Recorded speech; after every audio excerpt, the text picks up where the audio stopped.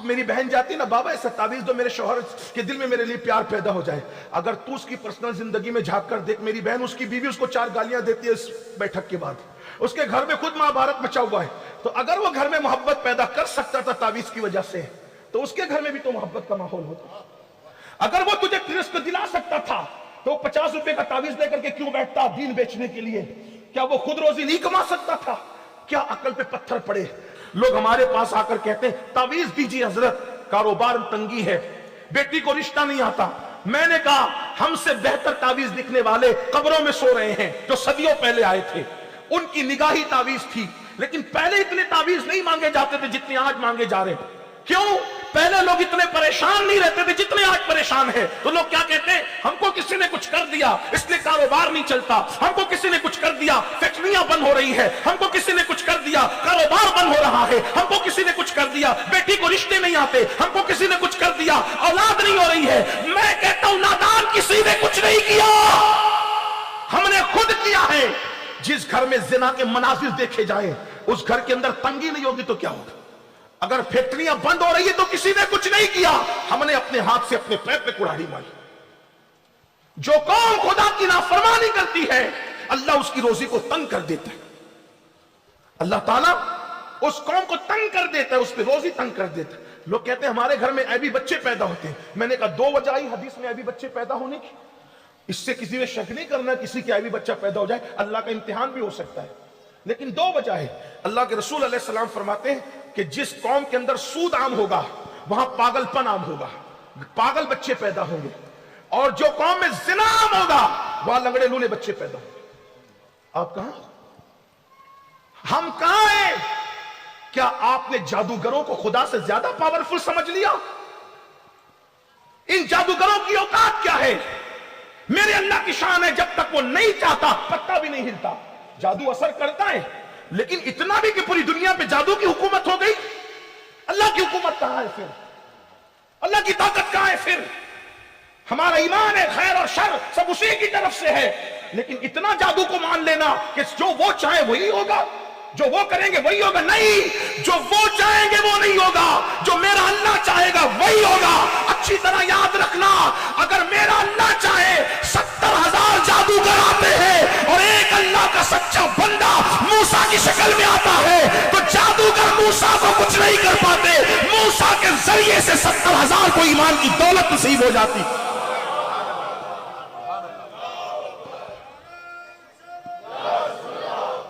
अपने घर की मुसीबतों का जायजा लेने के बाद अपने अमाल का भी तो जायजा लो,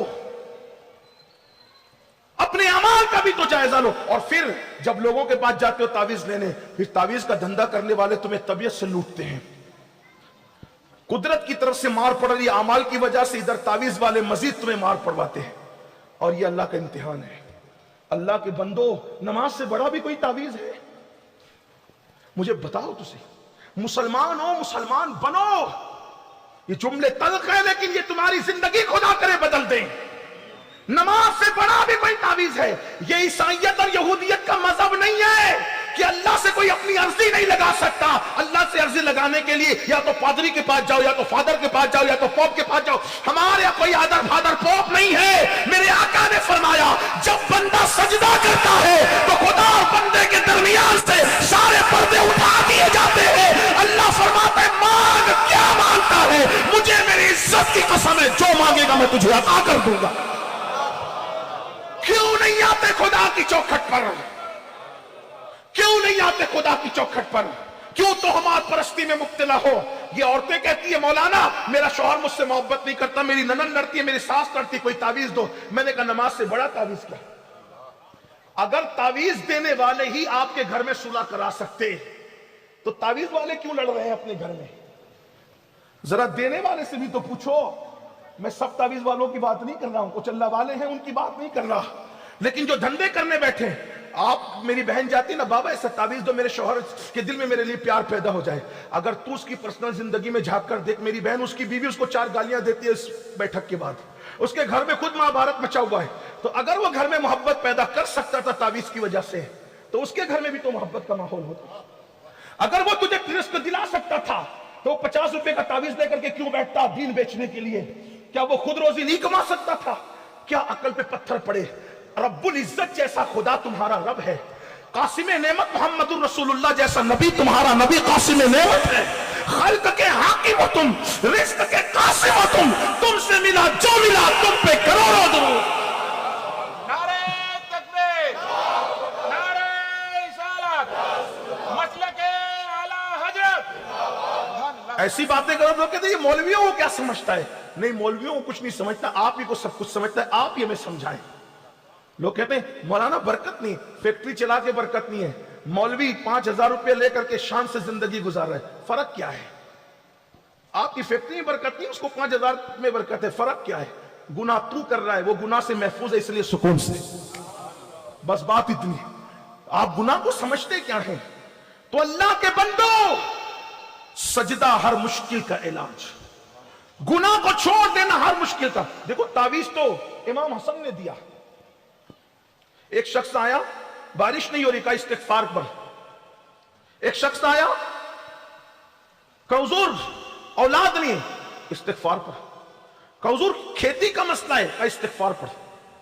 सवाल 3 थे, जवाब एक ही था। लोगों ने पूछा हुजूर औलाद नहीं, इस्तिगफार। अब देखो किसी को इस्तिगफार वाला वजीफा देखो तो नहीं हजरत आप ही कुछ लिख के दो, मैंने नहीं कुछ करना। क्यों? मैं तो गुनहगार हूं हजरत, अल्लाह मेरी क्या सुनेगा?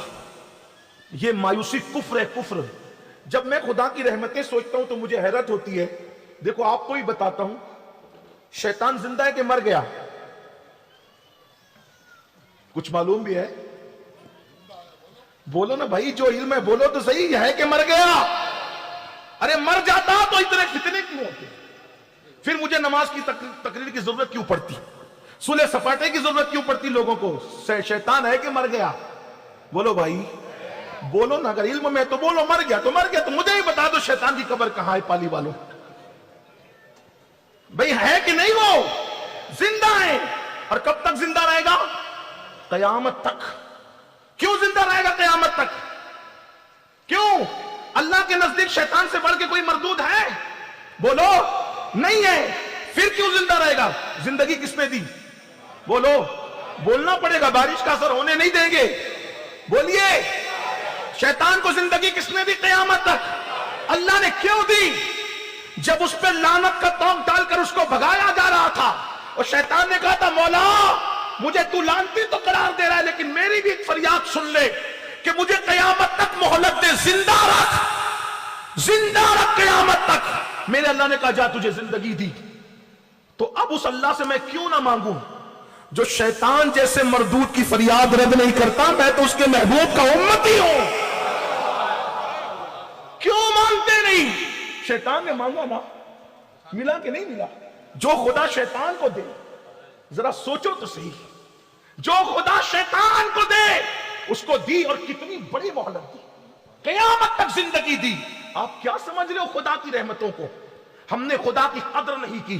वमा कदरुल्लाह हक़्क़ क़द्रिह, तुमने अल्लाह की वो कदर नहीं की जो कदर करने का हक था। हर ऐरे गहरे नत्तू खैरे के पास गए, कभी उसकी चौखट पे तो आओ। अपने जैसे मोहताजों के पास गए, जरा उसकी चौखट पे तो आओ। लोग कहते हैं हम गुनहगार है, वो क्या सुनेगा? मैंने कहा जैसे वो नेकों का खुदा है वैसे वो हम गुनहगारों का भी खुदा है। वो जैसे नेकों की सुनता है गुनहगारों की भी सुनता है। बल्कि हमारे सूफिया तो यहां तक फरमाते जब नेक कहते या अल्लाह तो एक बार कहता है लब्बैक या अब्दी, और जब मुजरिम और गुनहगार कहते या अल्लाह तो 3 बार कहता है लब्बैक या अब्दी, लब्बैक या अब्दी, लब्बैक या अब्दी। फरिश्ते कहते नेक पर 1 बार और गुनहगारों पे 3 बार। तो जवाब मिलता है फरिश्तों जब नेक पुकारते हैं तो दिमाग में कहीं ना कहीं नेकी का तसव्वुर होता है, लेकिन जब पापी पुकारता है तो वो सिर्फ मुझी पे भरोसा करके पुकारता है। उसके करम के ठिकाने क्या है? तू करीब ही जो ठहरा तो करम का क्या ठिकाना? तू नवाजने पे आए तो नवाज दे ज़मान। मेरे कौम के जवानों क्या नहीं है जो खुदा के यहां नहीं मिलता? मोहम्मदुर रसूलुल्लाह का वसीला देकर मांगो, पंजतन का वसीला दे के मांगो, गौसो खाजा का वसीला दे के मांगो, खुलफाए राशिदीन का वसीला दे के मांगो। हमारे पास खुदा ने कितने मजबूत वसीले दिए हैं, और अपने दिमाग से ये निकाल दो किसी ने कुछ किया है। हाँ 2-3% को कुछ मसाइल हो जाते हैं, लेकिन ज्यादातर जो कुछ हमारे गुनाह की वजह से है, जो कुछ हमारे जराइम की वजह से है। इमाम हसन से पूछा गया हजरत औलाद नहीं थी, आपने इस्तिगफार पढ़ने के लिए कहा, تھا, بارش نہیں ہو رہی تھی, آپ نے استغفار پڑھنے کے لیے کہا. کھیتی کا مسئلہ تھا, آپ نے استغفار پڑھنے کے لیے کہا. تو آپ نے فرمایا کہ تو نے قرآن نہیں پڑھا. اللہ فرماتا ہے جب تم اللہ کی بارگاہ میں استغفار کرو گے تو اللہ تمہیں معاف کر دے گا. اللہ اکبر. پھر فرمایا جب تم توبہ کرو گے تو اللہ سناٹے کی بارش نازل فرمائے گا, اور جب تم استغفار کرو گے اللہ تمہیں اچھی اولاد عطا کرے گا اور وہ تمہاری کھیتیوں کو ہرا کر دے گا. استغفار کی برکت یہ ہے, توبہ کی برکت یہ ہے. میرے آقا فرماتے سید المعصومین, ایک دن میں 70 مرتبہ میں خود استغفار کرتا ہوں, ایک دن میں 100 مرتبہ میں خود استغفار کرتا ہوں.